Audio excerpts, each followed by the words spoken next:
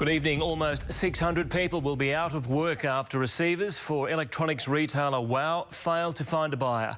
10's Max Futcher is at the Oxley store. And Max, this is one big blow for so many people who are going to be out of work. It's not an outcome anyone wanted out of this, Bill. There were hopes when receivers were appointed late last month with the WOW Group owing $20 million to creditors. There were hopes that a white knight might come through and invest and buy the entire chain of 15 electronics outlets across the country, but that hasn't happened, so they've effectively got to shut the whole thing down.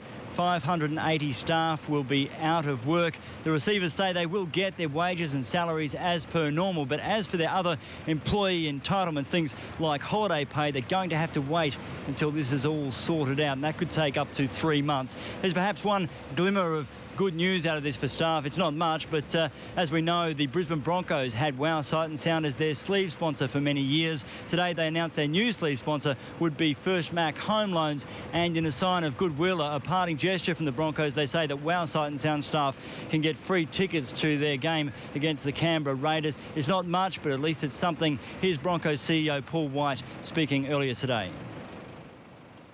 First and foremost, we were concerned to the 500 employees at WOW. It recognises the transition. WOW were a wonderful sponsor over 8 years. They were very loyal and supportive of our club, and what's happened is very unfortunate, but we haven't forgotten about those.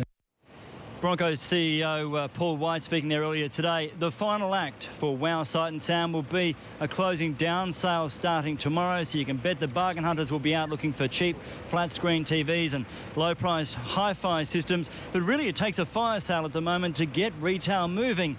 Earlier this week the Reserve Bank left rates on hold. That was criticised by the National Retailers Association. It expected a cut, and it says that will affect consumer confidence, and it says that we can expect the retail sector to continue to travel what it calls a snail's pace for at least another quarter. Bill? All right, thank you, Max Futcher at Oxley.